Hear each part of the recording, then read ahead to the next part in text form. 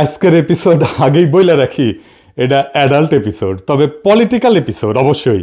তাই viewer description যারে বলে, মানে শুধু প্রাপ্তবয়স্করা দেখবেন, এটা পারিবারিকভাবে উপভোগের ভিডিও না। আমি কি কোনো খারাপ কথা কইব? না, আমি খুবই গোপন ডাক্তারি বিদ্যার কথা কইব, যা কেউ কখনো আপনারা বলে নাই। আজকালকার দিন হইতেছে এক্সপোজ করার যুগ। প্রাইভেট চ্যাট, প্রাইভেট ছবি, প্রাইভেট ভিডিও, প্রাইভেট ইমেল সবার সামনে উন্মুক্ত করে দেওয়াটাই হ্যাডম ইনভেস্টিগেটিভ জার্নালিজম। আজকে আমি সেই প্রাইভেট স্পেসের গল্প কমো। 6 ফিট বাই 6 ফিটের ডাক্তারের চেম্বারের ভিতরে যা যা ঘটে তার একটা স্ন্যাপশট দেখাবো। আরও গল্প আছে পরে কমনে। তো সেই ছোট্ট ঘরে কত হ্যাডোমালা মানুষজন স্বেচ্ছায় কত কিছু করে, কত রকমভাবে বেজ্জত হয়, সেটা নিয়ে আজকের আলাপ না। আমি কোনো বিশেষ ব্যক্তির গোপন বিষয় নিয়ে আলাপ করব না। আমার আজকের আঙ্গুল আমি অনেকের পুন্দেই দেব। আজকের আলাপ পুটকিতে আঙ্গুল। জি, 40 বছর পার হইলে স্ত্রী পুরুষ সকলের চোখে চাইলসা হয়, আর সকল পুরুষ 40 বছর বাইসা থাকলে ডাক্তারের আঙ্গুল তারে নিতেই হয়।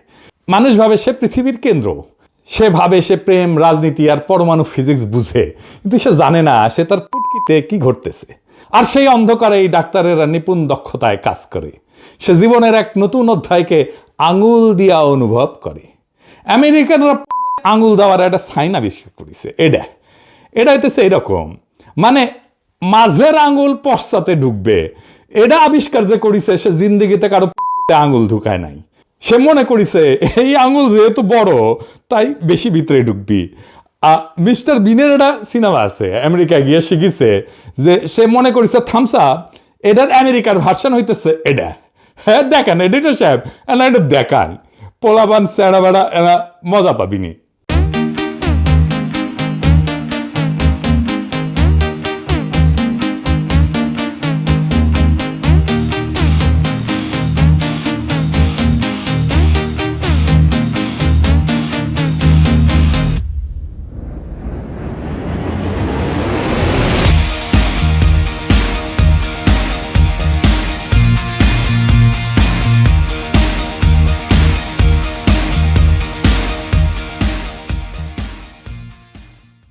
কিন্তু কথা হইতেছে আপনার এই আঙ্গুলটা বড় হইলেও এটা ভিতরে ঢুকবি না। হ্যাঁ, বেশি বড় জোর এই পর্যন্ত ঢুকবি, এইখানে এসে আটকে যাবি, এই যে এটি আটকে যাবি। হ্যাঁ, তার উপরে এই আঙ্গুল শক্তিশালী না। হ্যাঁ, পুটকির ভিতরে আঙুল আপনি ঢুকাইতে পারবেন না, ভেঙে যাবে, আঙুল ভেঙে যাবে, কিন্তু পুটকির কিছু হবে না। পুটকির স্ফিংটার হেভি টাইট, বুঝছাও? সেই জন্যে আমেরিকান ফাকিং সাইন, আমেরিকান ড্রিমের মতোই অকাজের ইচ্ছা আছে, কিন্তু কখনো এটা বাস্তব হবে না। তাইলে কোন আঙ্গুল সবচেয়ে কার্যকর?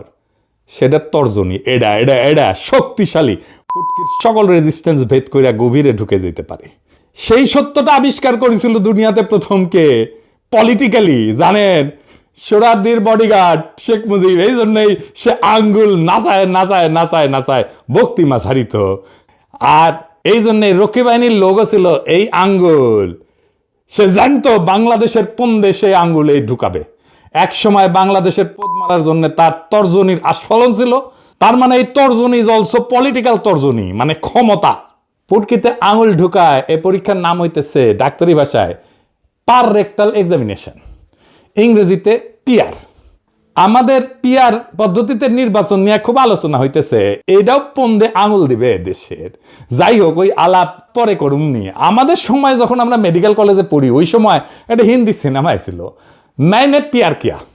তো আমরা যদি কারো পন্দে আঙুল দিতাম তাহলে আইসে কইতাম মাইনে পিয়ার কিয়া। এই পিয়ার কইরা মানে পন্দে আঙুল দিয়া ডাক্তাররা আসলে কি জানতে চায়? জানতে চায় সত্য। আঙ্গুল দিয়া সত্য আবিষ্কার। সত্য সবসময় মুখ দিয়ে আসে না, কখনো কখনো সত্য বাইর হয় অন্য পথে। একজন রোগে আসছিল, কইল ডাক্তার আমার মনে হয় আমি ভালো আছি। তা আমি কইলাম আমিও মনে করি আপনি ভালো আছেন, কিন্তু আমার আঙুলে বিশ্বাস নাই, বুঝেছাও? তখনই আমি বুঝলাম সক্রেটিস বলছিলেন নো দাই সেলফ, মানে নিজেকে চেনো। আমি বলি এটা গভীর দার্শনিক প্রশ্ন। নিজেরে চিনবে কি? নিজের পন্দের খবর রাখে না, যে নিজের পন্দ চিনতে পারে না, অন্যের সাহায্য লাগে নিজের পন্দ চেনার জন্য, সে নিজেরা জানবে কিভাবে? পদ হচ্ছে এই শরীরের সেই গভীর জায়গা যেগুলা সবাই এড়ায় চলে, কিন্তু আমি ঢুকি, ডাক্তারেরা ঢুকে বীরের মতো, কিন্তু বিনীতভাবে। আমি যখন গ্লাভস পরি না ওই পন্দে আঙুল ঢোকানোর সময়, তখন সেটা শুধু প্রোটেকশনের জন্য না, ওইটা হইল প্রতিজ্ঞা। একটা ঠান্ডা লুব্রিকেন্ট যখন রোগীর পেছনে যায়, সে জানে এই লোকটা আমাকে ধোকা দিবে না, এই লোকটা ব্যথা দিলেও শেষ পর্যন্ত রিপোর্ট দিবে। অনেকে ভাবে প্রেম কঠিন। না ভাই, প্রেম হইল চোখে চোখ রেখা, একসাথে গান শোনা। কিন্তু পন্দে আঙ্গুল পার রেক্টাল এক্সাম, সে চোখে চোখ রেখে পেছন দিয়ে ঢুকে যায়। তাও এক্সপ্রেশন দিতে হয়, রিল্যাক্স রিল্যাক্স, ডিপ ব্রেথ। কি রোমান্টিক! প্রথম ডেটে প্রেমিক প্রেমিকা চোখে চোখ রাখে, কিন্তু পন্দে আঙুল দেওয়ার সময় চোখে চোখ রেখা, হাত ঢুকে যায় পিছনে। ডায়ালগও romantic, relax, deep breath. Vote গেলে, ডেটে গেলে ক্যান্ডেল লাইট, আর রেক্টাল এক্সামিনেশনের টর্চ লাইট। ভালোবাসা আসে হৃদয় থেকে, আর সত্যটা আসে অন্য জায়গা থেকে। লোকে বলে তরবারির চেয়ে কলম বেশি শক্তিশালী। আমি বলি আমার তর্জনী এই দুয়ের চেয়ে শক্তিশালী। একটা তরবারি জীবন নিতে পারে, একটা কলম আইন লিখতে পারে, কিন্তু আমার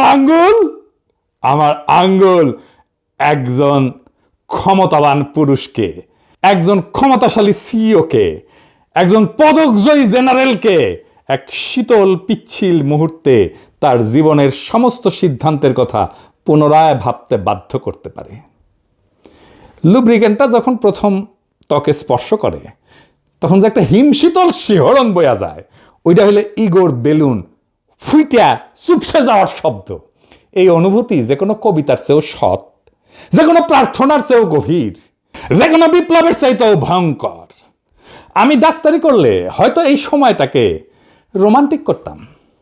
হাতে গ্লাভস পরতে পরতে টেনিসনের অ্যানসিয়েন্ট সেইজের লাইনগুলো আওড়াইতাম। মনে আছে, for we are bound where mariners has not yet dare to go, and will risk the ship ourselves and all. আমরা যাব যেখানে কোনো যাইনি নে সাহস করি, ডুবি যদি তবে ডুবি না কেন, ডুবুক সবই ডুবুক তরি। আরো জোরে শ্বাস। ওয়াও! আমার সংক্ষিপ্ত ডাক্তারি জীবনে আমি 1000টা পন্দে আঙ্গুল দিছি। সবাই আলাদা, কিন্তু একটা জিনিস, সবারই একটা পয়েন্ট থাকে। তারা বলে, ডাক্তার সাহেব আর না। 5th ইয়ারে আমি ফাইনাল পরীক্ষা দিচ্ছি। সার্জারির মেডিকেল কলেজের ফাইনাল পরীক্ষায় সারাদিন ধরে চলে। একটা কেস থাকে, বলা হয় লং কেস। মানে আপনাকে একটা সত্যিকারের রোগী দেওয়া হবে, একটা বেড দেওয়া হবে, আপনি সেই রোগীকে দেখবেন, তার কি রোগ হতে পারে সেটা ডায়াগনোসিস করবেন, কি কি পরীক্ষা নিরীক্ষা দেওয়া যেতে পারে সেটা দেখবেন, এবং আপনাকে ওই রোগীর বিছানার পাশে সেই বাঘা বাঘা প্রফেসররা আইসা প্রশ্ন জিজ্ঞেস করবে, আপনি কি পাইছেন, কেন পাইছেন, কেন মনে করতেছেন এটা এই অসুখ ওই অসুখ না। এই পুলসেরা পার হইতে হবে, তাইলে আপনি নামের আগে ডাক্তার লিখতে পারবেন। তো আমার ভাগ্যে পড়লো একজন রোগী যার প্রোস্টেটের সমস্যা। এই রোগীকে পুটকিতে আঙুল দিয়ে এক্সামিনেশন করতেই হয়। আমি হিস্ট্রি টিস্ট্রি নিয়ে তারে এক্সামিনেশন করার জন্য গ্লাভস চাইলাম, ভেজলিন চাইলাম, আর কইলাম ওয়ার্ড বয়কে পর্দাটা লাগাই দেন ভাই। পর্দা লাগানো শেষ হইলো, আমার গ্লাভস পরাও শেষ। আমি হাতে ভেজলিন লাগাইতেছি আঙ্গুলে ভালো করে, এটা প্রবেশ করাবো একটু পরেই। তো ওই লোকটা আমার গলা জাপটায় ধরে আমারে কইল, আমারে কইবেন না। প্রেমিকাও এত আবেগ নিয়ে প্রেমিকার গলা চাপটায় ধরে না। তাই কইলাম, কি কইরেন না ভাই, ওই যে ওইটা। আমি বললাম, আমাকে তো করতেই হবে, আমাকে তো দেখতে হবে, আমাকে পরীক্ষা দিতে হবে, পাশ করতে হবে, আমাকে প্রশ্ন জিজ্ঞেস করবে। সে তখন আমার পা জড়ায় ধৈর্য বলল, আপনার পায়ে পড়ি, আমাকে এই কাজ কইরেন না। আমার সামনে দৃশ্যপট পাল্টায় গেল। মনে হইলো আমি একটা সিনেমার ভিলেন, আমার সামনে এক উদ্ভিন্ন যৌবনা নায়িকা যে আমার পা ধরে বলতেছে, আমার এই সর্বনাশ করবেন না। আমি বললাম, আমি এই কাজ না করলে আমি কিভাবে বুঝবো যে আপনার এইটা একটা নিষ্পাপ প্রোস্টেটের নন ক্যান্সারাস ফুলে ওঠা নাকি ক্যান্সার, আমাকে তো দেখতে হবে। রোগী বলল, স্যার আমি গ্যারান্টি দিতেছি এটা ক্যান্সার না। বললাম, কেমনে বুঝবেন এটা ক্যান্সার না, আপনার তো রোগী। সে বলল, আমার এই পন্দে কি কম মানুষ আঙুল দিছে, আর আমি এই পরীক্ষার কেস হিসেবে কি কম দিন ধরে আছি? ডাক্তার সাহেব। তার মানে সে পন্দে আঙুল দিতে দিছে সবাই রে, কিন্তু আমাকে সে দিতে রাজি না। আমার মনে হইল সেই সাইদ খোকনের মতো, বারবার শুধু আমার সঙ্গে, বারবার শুধু আমার সঙ্গে, কেন? আর মানুষ পান নাই, বারবার শুধু আমার উপরেই, বারবার শুধু আমার উপরেই, কেন কেন? আজকে আপনি যতই বিব্রত হন, আপনার মুক্তি নাই এই পুন্দে আঙুল ঢোকানোর পর্ব থেকে। জাপল সার্ট বলছিলেন human is condemned to be free. আমি বলি human is condemned to be fingered. হ্যাঁ, আপনি প্রেসিডেন্ট হইল আপনার রক্ষা নাই। জো বাইডেনের পশ্চাতেও আঙুল ঢুকে, আমাদের সুপ্পুর প্রস্টেটে ঝামেলা আছে, ওর পুটুতেও অনেকেই আঙুল দেয় নিয়মিতই। তাইলে আসল ক্ষমতা কোথায়? ডাক্তারের আঙ্গুলে। ফুকো বলছিলেন পাওয়ার সার্কুলেটস। আমি বলি ক্ষমতা ঘোরে না, ঢোকে সোজা আঙ্গুল হইয়া। অরওয়েল বলছিল big brother is watching you. আমি বলি big brother is fingering you. Surveillance camera না, গ্লাভস পরা হাতি আসল ক্ষমতা, এটাই রিয়েলিটি চেক। আর এই পরীক্ষাটা কিন্তু ফ্রি না। প্রত্যেকটা মেগা প্রজেক্ট, প্রত্যেকটা নতুন আইন হইল আঙ্গুলের আর একটা ধাক্কা, যা আরো গভীরে যায়। তারা এটাকে উন্নয়ন বলে, কিন্তু জনগণ কেবল চাপ অনুভব করে। আর দেশের মিডিয়া, তারা হইল রাষ্ট্রীয় লুব্রিক্যান্ট। রাতের টকশোগুলোতে তারা এমনভাবে পিচ্ছিল পদার্থ লাগায়, এমনভাবে বোঝায় যে এইবারের আঙুলটা আগের বারের চেয়ে ভালো। আর এই অস্বস্তিটা আসলে অগ্রগতির লক্ষণ। তার এমন এক পিচ্ছিল বয়ান তৈরি করে যাতে ক্ষমতার আঙুলটা বিনা বাধায় ঢুকে যেতে পারে জনগণের পশ্চাৎ দেশে। আর জনতা কেবল শূন্য পকেট নিয়ে বসে থাকে। ক্ষমতা আর এই আঙ্গুল শুধু ঢুকে না, ঢুকে জানান দেয় এর নামই শাসন। জনতাকে বলা হয় এটা আপনার ভালোর জন্যেই, জাতির স্বাস্থ্যর জন্যে এটা একটা রুটিন চেক আপ। সরকারি দলের আঙুল অভিজ্ঞ, কড়া পড়া, সে সব সংবেদনশীল জায়গা চেনে, কোথায় চাপ দিলে কাঙ্ক্ষিত প্রতিক্রিয়া পাওয়া যাবে সে জানে। আর বিরোধী দল, তারা নতুন লুব্রিকেন্ট মাখানো গ্লাভস হাতে নিয়ে অপেক্ষা করে আর প্রতিশ্রুতি দেয় এক কোমল স্পর্শের, এক গণতান্ত্রিক অনুসন্ধানের। কিন্তু জনতা এখন সব বোঝে। 40 বছর পর পুটকিস ফিংটারও আঙুল চিনতে শেখে। সে জানে আঙুল বাম দলের হোক আর ডান দলের হোক, গন্তব্য একটাই, লক্ষ্য একটাই, রাষ্ট্রের প্রস্টেট গ্রন্থি পরীক্ষা করা। আর প্রতিবারের ডায়াগনোসিসও একই, benign prostatic hyperplasia of the state. রাষ্ট্রযন্ত্র ফুলে উঠছে, পয়সা উঠছে, পথ আটকায় রাখছে সমস্ত সম্ভাবনার, আর শান্তিতে কাউকে পেশাব করতে দিচ্ছে না। ভোটও একটা পন্দে আঙুল দেওয়া। দেশ মনে করে চিকিৎসা হচ্ছে, পুরা রাষ্ট্রযন্ত্র জনতাকে বলে জোরে নিঃশ্বাস নেন এই ভোটের উন্মাদনা জাগানোর জন্য, তারপরে নিঃশব্দে ঢুকায় দেয় আর এক নতুন আঙ্গুল, নতুন ক্ষমতা। আওয়ামী লীগের আঙুল বাইর হয়েছে মাত্র, এখন বিএনপি রেডি হয়েছে গ্লাভস পইরা। আওয়ামী লীগের নৌকার সাইজ বড়, তাই বহুত কষ্ট হয়েছে। তবে আগামীর ধানের শীষ খুব শান্তির হবে না, ওইটা শুয়া আছে, ধানের মধ্যে শুয়া আছে, ওইটা যখন যাবে তখন টের পাবেন। আওয়ামী লীগ বলে রিল্যাক্স, এইটা আপনার ভালোর জন্যে। বিএনপি বলে আমরা সফট টাচ দেব, কিন্তু জনগণের সিংটা শিখে গেছে, পার্টি পাল্টায় কিন্তু আঙ্গুলের গন্তব্য ওইটা পাল্টায় না। বাঙ্গুল্যান্ডের সকল প্রগতিশীলরা সলজ্জ সম্পদের হেফাজত করেন। নেরিবাদী, প্রগতিশীল, ধনবাদী মানে যাদের ধন বড়, এলিট বুদ্ধিজীবীরা সাইরেন বাজাইলাম, এডিটর সাহেব সাইরেন বাজে দেন। এই প্যান্ডোরার বক্স আপনারাই খুলিছেন, কল্পনাও করতে পারতেছেন না কিভাবে হুতায় দেওয়া হবে আপনাদের দেখানো অস্ত্র দিয়াই। আপনারা এক অন্ধকার গুহার দরজা খুলে দিছেন, যেখানে আমি হয়তো কখনোই পা দিতাম না, এইবার আমারে পা দাবাইছেন। অন্ধকার গুহা নিয়া প্লেটো এক দার্শনিক আবিষ্কার করছিলেন। প্লেটোর গুহার এক ধরনের উপমা, অ্যালিগরি বলে আর কি, যা দিয়ে বোঝাইতে চাইছিলেন মানুষ আসলে সত্য দেখে না, তারা সত্যের ছায়া দেখে। গল্পটা কেমন? এটা ফিলোসফির, দর্শনের একটা খুব গুরুত্বপূর্ণ এবং মৌলিক গল্প। আসেন গল্পটা শুনে দেখি। ধরেন একটা গুহার ভিতরে কয়জন মানুষ ছোটবেলা থেকে বন্দী, তাদের হাত পা বাঁধা, মাথাও ঘুরাইতে পারে না, তারা শুধু গুহার দেয়ালের দিকে তাকায় থাকতে পারে। গুহার পিছন দিকে একটা আগুন জ্বলতেছে জল জল কইরা, আর সে আগুনের সামনের দিকে কিছু মানুষ জিনিসপত্র নিয়ে হাঁটাহাঁটি করতেছে, মূর্তি, পশু, গাছপালা। এর ফলে কি হয়? গুহার দেয়ালে সেই জিনিসগুলার ছায়া পড়ে। বন্দি মানুষগুলা জীবনে কখনো আসল জিনিস দেখে নাই, তারা শুধু সেই ছায়াগুলাই দেখে, তাই তারা ভাবে ছায়াটাই আসল সত্য। একদিন যদি হঠাৎ করে তাদের মধ্যে থেকে একদিন কেউ মুক্ত হইয়া বাইরে যায়, তার তো প্রথমে চোখ ধাঁধায় যাবে। সে দেখবে, আরে এতদিন যেগুলোকে আমি সত্য ভাবছিলাম সেগুলো আসলে ছায়া, আসল সত্য বাইরে সূর্যের আলোতে বাস্তব জগতে। যদি সেই লোকটা আবার গুহায় ফিরে গিয়া অন্যদের বোঝাইতে চায় তোমরা যা দেখতেছো সেটা সত্য না, বাকিরা বিশ্বাসই করবে না, হাসাহাসি করবে, বলবে এই পাগল কি সব আজগুবি কথা বলতেছে।